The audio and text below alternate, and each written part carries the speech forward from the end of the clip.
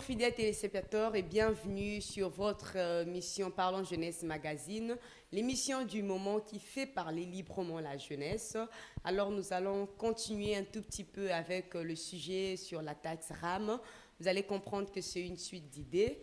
La fois dernière, nous avons suivi un monsieur, le président du mouvement national des consommateurs lésés qui était contre la taxe RAM. Et aujourd'hui, nous avons monsieur qui est aussi aujourd'hui avec qui nous allons continuer de parler toujours sur la taxe RAM. Vous allez le découvrir tout à l'heure, il va se présenter lui-même. Bonjour monsieur. Bonjour Madame Marie. Vous allez rapidement nous donner votre profil, présentez-vous, qu'est-ce que vous faites dans la vie? Je suis d'abord Monsieur Eddy Oumba. D'abord, je suis professeur de mathématiques et informatique. Oui. Et puis, je suis ingénieur informaticien et analyste programmeur. Je suis aussi responsable d'une plateforme des jeunes entrepreneurs congolais. Et cette plateforme est dénommée Un Congo fort, uni et possible. Ok, Voilà. merci Monsieur Eddy. Vous nous avez dit que vous étiez pour la taxe RAM. Nous voulons savoir si vous pouvez encore, à titre de rappel, nous dire c'est quoi la taxe RAM. Bon, déjà au départ, appeler ça comme taxe, c'est peut-être déjà mal partir. Ce n'est pas une taxe, c'est plutôt de frais de service. Le RAM en soi, c'est le registre des appareils mobiles. Une idée conçue par son Excellence, Monsieur le ministre Augustin Kibassa, et toujours dans le cadre du programme national du numérique lancé par le chef de l'État. Il a conçu cette idée. C'était en forme d'un projet qu'il a présenté au Conseil des ministres et cela a été approuvé. Et voilà que vous allez même vous rendre compte qu'il y avait eu un décret qui autorisait le lancement de ce programme RAM, qui est le programme CICR d'enregistrement de téléphones. Et voilà, ce n'est plus un programme de Kibassa Maliba, ça devient un programme du gouvernement. Ok, Voilà. dites-nous en quoi est-ce qu'il est important ou utile ce RAM? Bon, le RAM est tellement important. Premièrement, je veux dire, c'est pour la sécurité de consommables, nous qui sommes congolais. Et le deuxième objectif, c'était d'abord d'assainir les secteurs de la communication. Je donne un exemple. Nous avions ici l'entreprise Samsung. C'était une entreprise implantée ici et tout d'un coup, cette entreprise a fermé. Pourquoi? Parce que l'entreprise était butée à une situation de contrefaçon. Ils avaient des appareils à eux, originaux, mais ils étaient butés sur le marché avec des appareils contrefaits, mais avec leur marque. Un Samsung, mais contrefait. Et à ce moment-là, eux, ils produisent, mais il n'y avait pas coulage de marchandises. Alors, ils étaient butés à un manque à gagner. Ils étaient obligés de fermer et d'aller dans un pays où le marché était assaini, où les secteurs étaient assainis et leur marché était protégé. Ça, c'est de un. De deux, sur le point de vue de la santé, on a eu plusieurs témoignages que voilà, quand vous avez un téléphone contrefait, quand vous le chargez, la batterie gonfle. Ça signifie que c'est un téléphone contrefait. Il y a eu d'autres téléphones où le risque est élevé de parler au téléphone quand il est branché. Ça peut exploser. Ce sont des risques des appareils contrefaits. Alors, avec ce système qui nous permet d'identifier quels sont les appareils contrefaits, quels sont les appareils originaux, on va d'abord, premièrement, assainir les secteurs de télécommunications et on comprendra quels sont les téléphones qui doivent entrer ici en RDC parce que tous les téléphones seront enregistrés par leur numéro email. C'est un identifiant de chaque téléphone. Est-ce qu'il serait toujours important de faire payer ce programme RAM? Parce que nous l'appelons taxe aujourd'hui parce que c'est payé maintenant, c'est payant. C'est payant. Est-ce qu'il est important qu'on paye ce RAM? Naturellement, parce que tous les services doivent être payés. Moi, j'ai donné un exemple. Toutes ces personnes qui ont des comptes bancaires, ce n'est pas gratuit. C'est ton argent, mais il y a des frais bancaires. On n'appelle pas ça taxe. Ce sont des frais de service.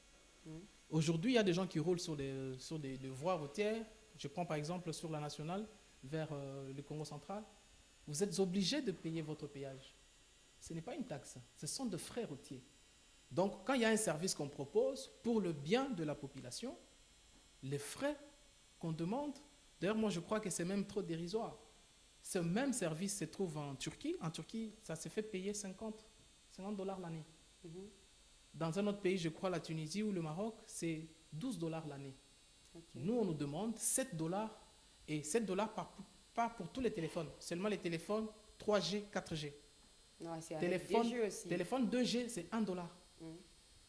2G, c'est 1 dollar.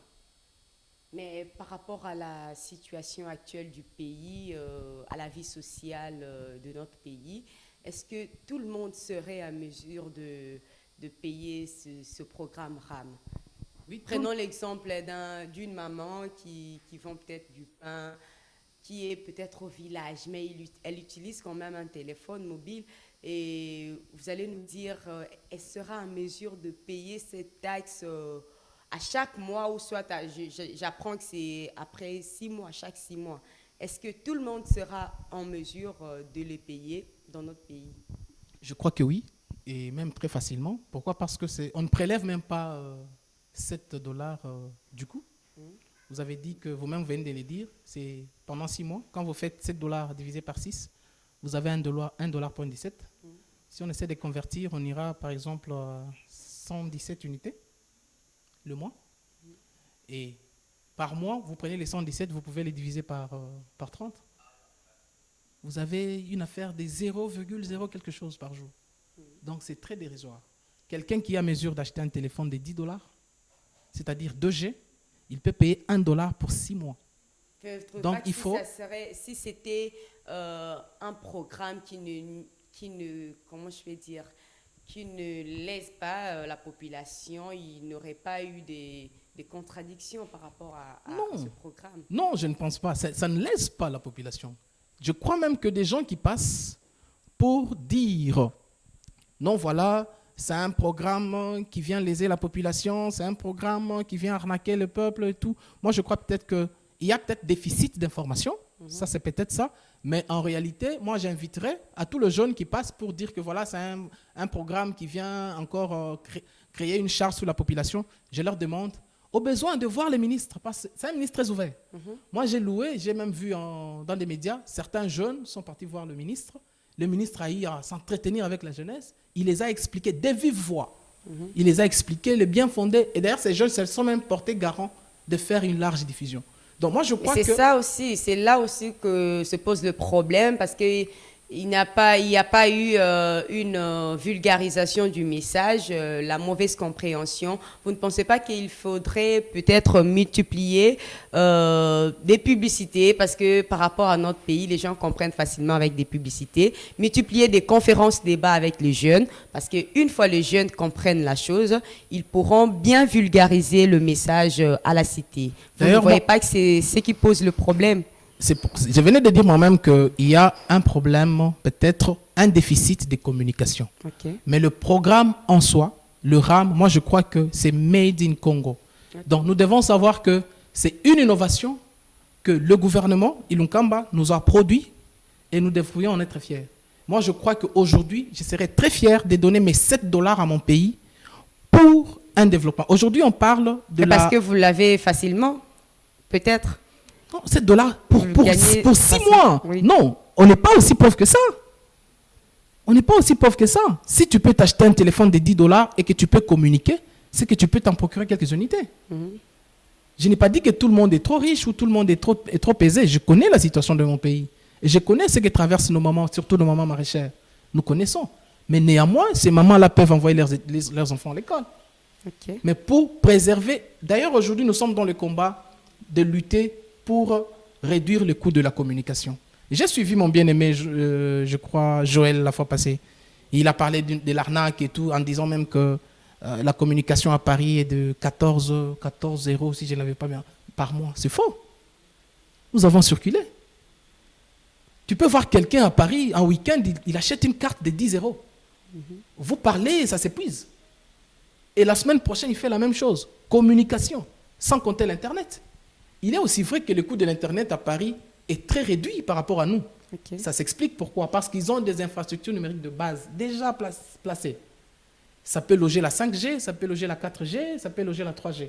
Nous, on n'a pas assez d'infrastructures de base, numériques de base. Et en tant qu'informaticien... D'ailleurs, je vous informe qu'il y a un projet Backbone géré par la SOCOF, la Société congolaise de la fibre optique. Il y a aussi un projet, le plan national numérique avec l'édition IDRC qui a été lancée l'année passée, au mois de février, par toujours le ministre Kibasa, où on devait déployer 48 000 km de la fibre optique sur toute l'étendue du pays. Ces projets déjà en marche. Il y a eu un protocole d'accord qui a été signé avec les Égyptiens. Ils doivent déjà commencer à déployer, je crois, d'ici quelques mois, les 16 000 km. Ça, c'est la première phase.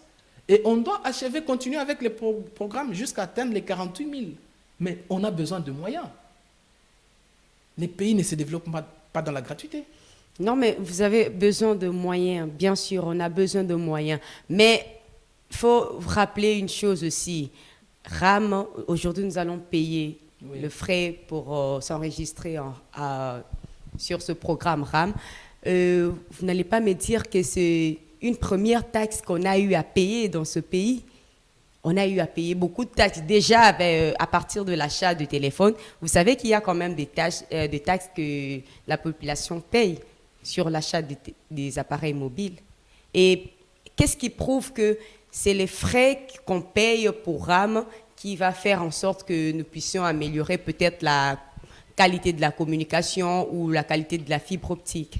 Déjà au départ, je crois que quand j'achète un téléphone, c'est vrai qu'il y a des frais que vous pouvez payer, entre autres la TVA. Oui.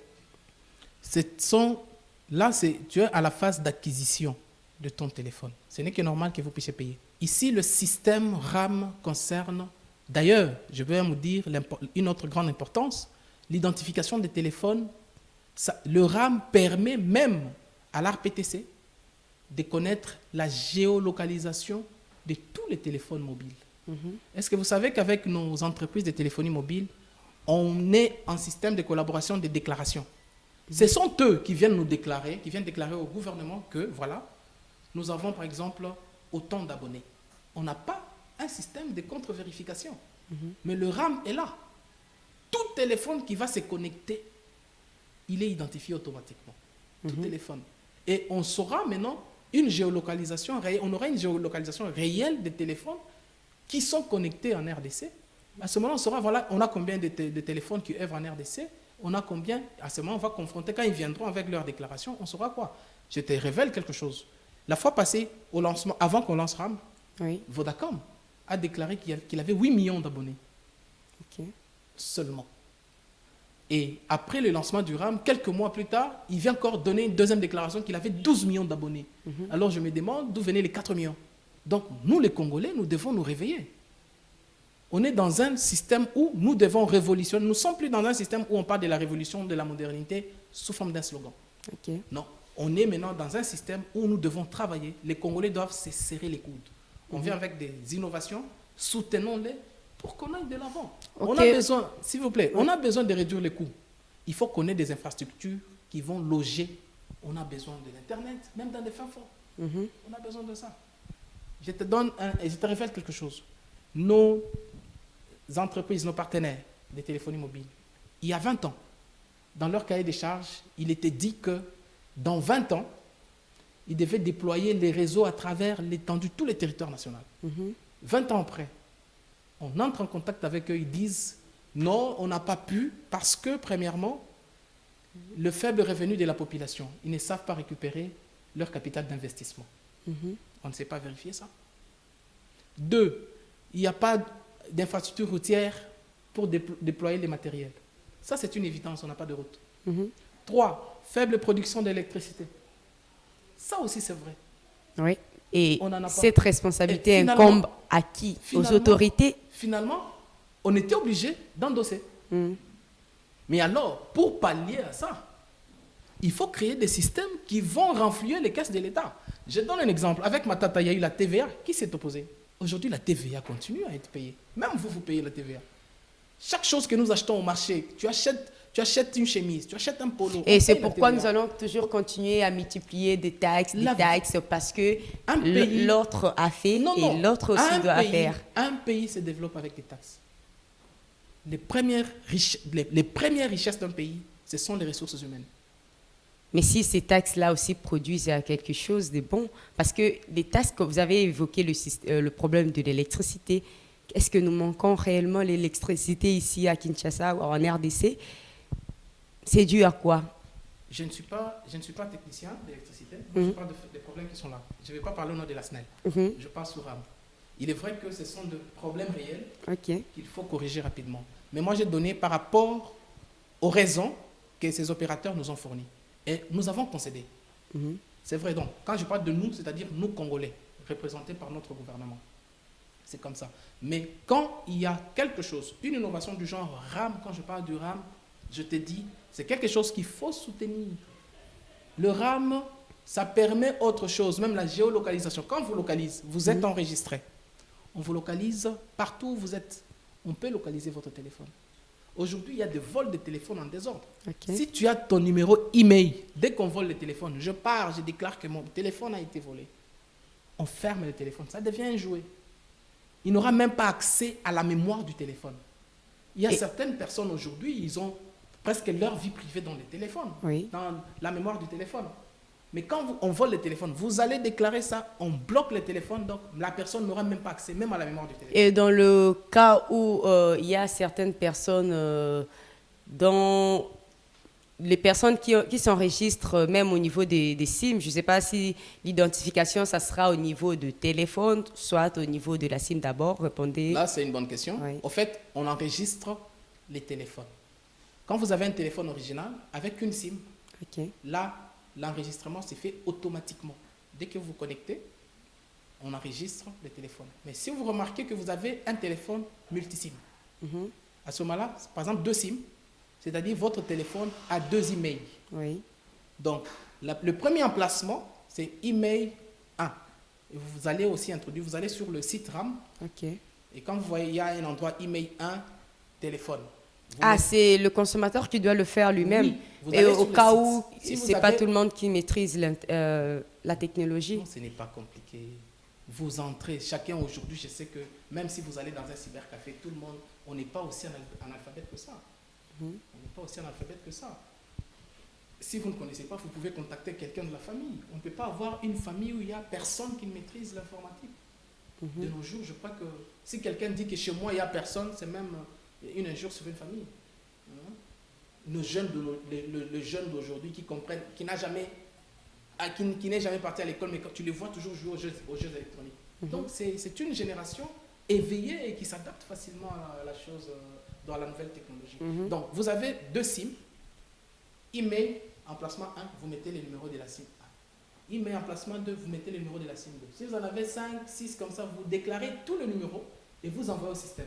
À ce moment-là, le serveur central comprendra que c'est une seule personne, c'est un seul téléphone.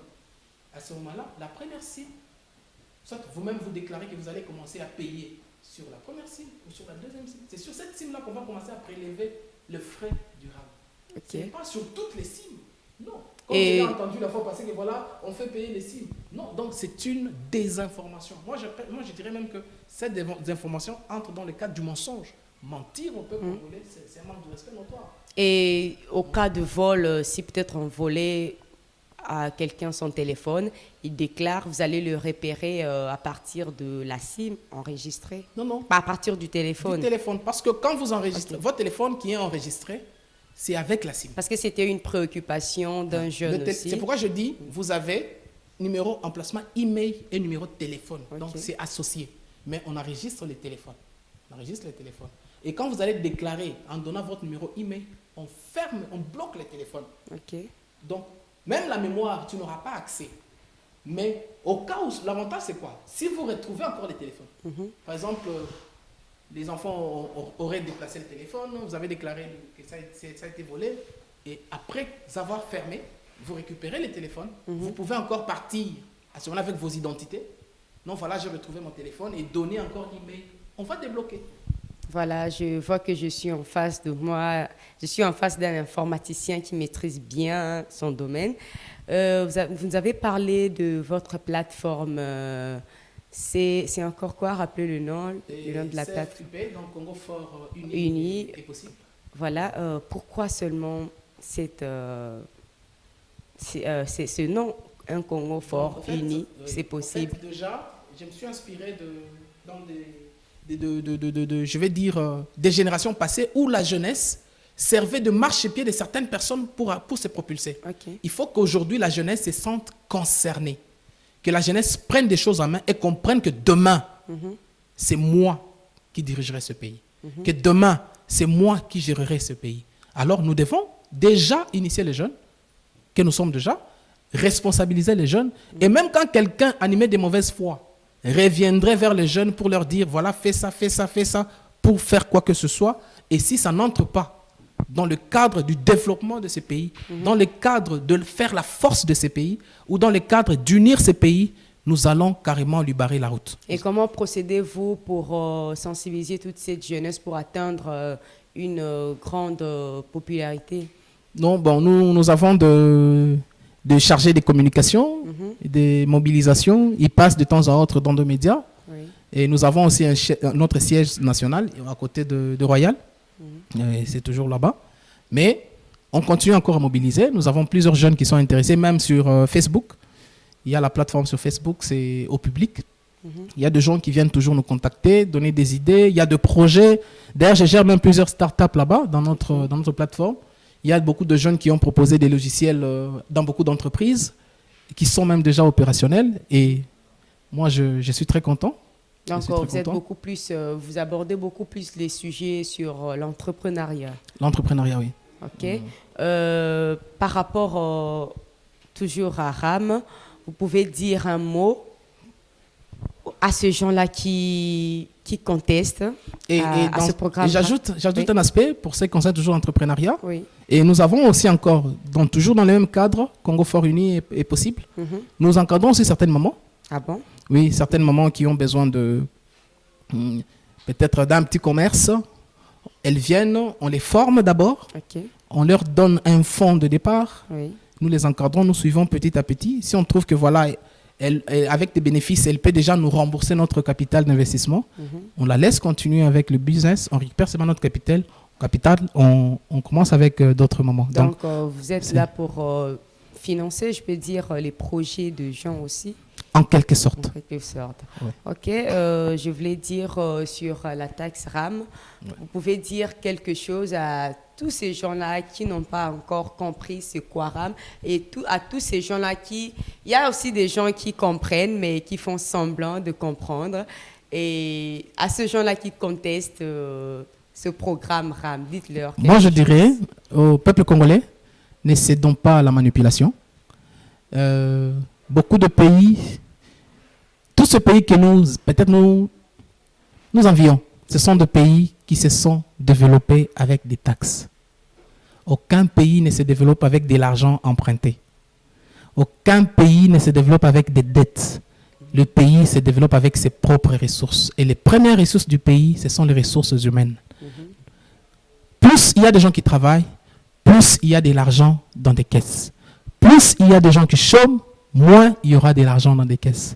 Donc, plus il y a des services qui font entrer de l'argent, plus la caisse est gonflée. Et à l'heure où nous sommes, je crois que le RAM, c'est un service ou un programme qui est venu encore donner un coup de pouce à la caisse de l'État pour encore avoir de moyens.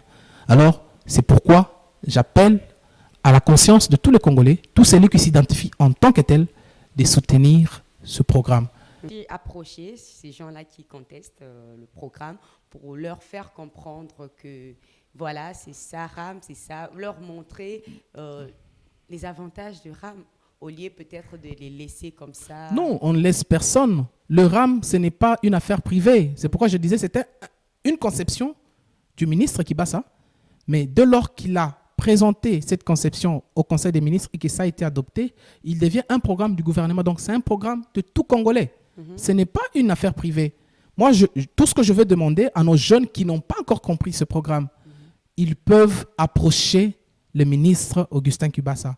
Il est sur l'immeuble intelligent, au 3e niveau. Vous allez là-bas, vous remplissez les formalités, il se présente, on va leur accorder une audience. C'est un homme très, très ouvert. Moi, je peux même les témoigner. C'est un homme très ouvert. Tous les jeunes qui ont besoin des informations sur les RAM, ils vont là-bas, ils demandent une audience, il les reçoit. Il leur accorde une oreille, il pose toutes les questions possibles. Il est entouré de ses techniciens et lui-même répond. Et ces techniciens répondent et ils expliquent. Et beaucoup, je vous dis, en sortent toujours édifiés. Et ils se portent même garant de faire la large diffusion.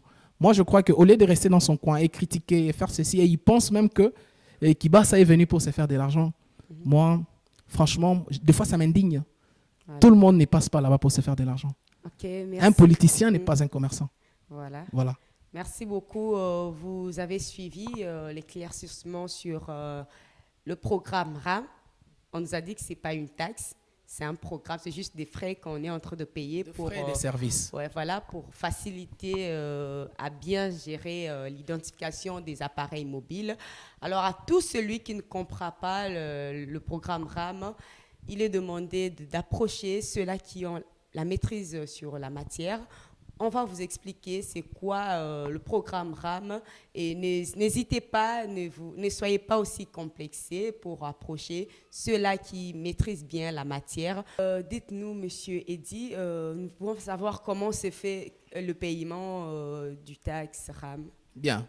Les paiements de frais RAM, j'aime appeler ça comme ça, Okay. pour que ça n'entre pas toujours dans les cadres des taxes ou de l'impôt. Les paiements de frais RAM, ça s'est fait sur les prélèvements des unités. Donc, quand vous achetez vos unités et que vous avez déjà déclaré, pour un téléphone multisim, vous avez déjà déclaré que voilà, je vais commencer à effectuer mes paiements sur tel SIM. Quand vous mettez des unités là-bas, le RAM prélève automatiquement. Le RAM prélève automatiquement ces unités et vous aurez même un message du RAM que voilà, votre compte a été débité d'autant d'unités. Donc, ce n'est pas quelque chose de secret. Donc, dès qu'on prélève, on vous demande que voilà, on vous informe que votre compte a été débité d'autant d'unités. Mais au départ, déjà, ces prélèvements automatiques, les gens n'ont pas été informés sur ce paiement. Et d'emblée, comme ça, les gens se retrouvent que à peine recharger les unités, à peine on coupe. Comme quoi, RAM. Et les gens ne savent pas c'est quoi RAM, c'est quoi RAM. D'ailleurs, je vais vous informer qu'on n'a pas encore coupé à tout le monde. Le prélèvement de ces frais s'est fait progressivement. Et je vous dis que l'enregistrement aussi des téléphones continue à s'effectuer parce qu'il y a des gens qui ont acheté des téléphones hier. Il y a des gens tous ces gens-là qui ont acheté il y a des gens qui ont acheté qui vont vont acheter des téléphones aujourd'hui. Ça, je vais y revenir. En fait, ceux-là qui avaient déjà acheté les appareils contrefaits avant le lancement de RAM, on leur avait donné un délai de 2 ans. Oui. C'est-à-dire ceux-là qui avaient déjà les appareils contrefaits, ils avaient un délai de 2 ans. Après 2 ans, ces téléphones-là seront bloqués. Mais ceux-là qui vont acheter les téléphones contrefaits après les lancements, ils auront seulement un délai d'1 année. Okay. Parce qu'eux, ils sont déjà informés. Ils auront seulement un délai d'1 année. En fait, c'est comme ça. Automatique. Oui, mais c'est automatique. C'est un système automatique qui gère tous les téléphones. Et tous au les cas téléphones. où la personne n'est pas enregistrée. Non, comment ça, il ne sera pas enregistré? Non, les gens qui ont déjà des téléphones, parce que vous avez dit que l'enregistrement, vous devez le faire vous-même. Une fois j'achète le téléphone que je m'enregistre pas. Je n'ai pas dit ça. J'ai dit l'enregistrement c'est fait automatiquement. Quand est-ce que la personne intervient? C'est lorsque vous avez un téléphone multisim. Pour éviter que vous puissiez payer sur toutes les SIM. Vous comprenez? Parce qu'un téléphone a 2 emails. C'est-à-dire quand vous utilisez par exemple la SIM numéro 1, ça s'affiche avec son email, emplacement email et sa SIM. Quand vous appelez avec la SIM 2, ça s'affiche avec l'emplacement email 2 avec sa SIM. Mais alors, à vous de clarifier au système que voilà, email 1, téléphone 1, email 2, SIM 2, email 3. Quand vous envoyez, on comprendra que, ok, c'est le même téléphone avec ces 3. Donc, c'est un téléphone à 3 SIM. À ce moment-là, vous allez indiquer sur quelle SIM vous allez payer. Quand vous avez multi-SIM, vous enregistrez. Quand vous avez un téléphone mono-SIM, là, c'est automatique. C'est automatique. Voilà. Et ça se paye une fois que vous enregistrez, l'argent sera coupé seulement à la SIM que vous avez choisie. Ouais, la SIM que vous avez choisie, la SIM de votre choix. Voilà. Voilà, vous avez compris que le programme RAM a des avantages. Ça aussi, bien que nous perdons quand même de l'argent sur ça. Nous ne perdons pas, madame. Nous contribuons au développement de notre pays. Oui, c'est contribuer, mais quand même, chez certaines personnes, ils ne comprennent pas que c'est la contribution. Peut-être que ce serait une perte. Donc, c'est pourquoi nous disons que bien qu'ils perdent de l'argent, mais le programme a aussi ses avantages. C'est pour nous permettre à lutter contre les appareils contrefaits. C'est pour nous permettre à améliorer la qualité, une bonne qualité de la fibre optique, une bonne qualité de la communication en RDC. Alors, comme appel, nous lançons un appel à toute la population d'accepter ce programme RAM pour pouvoir à notre gouvernement de bien améliorer tout ce dont nous avons besoin. Vous ne perdez rien en payant $1, 1,7 ou 0,1 $. Alors, je crois que nous allons nous limiter par là.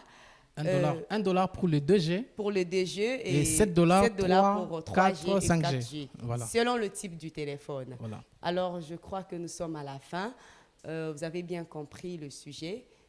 Nous allons nous terminer par là et n'oubliez pas de nous suivre aussi en intégralité sur notre chaîne YouTube Koyal TV 1 et suivez-nous toujours chaque jeudi sur Face Télévision à 21h juste et rediffusion chaque samedi à 19h20.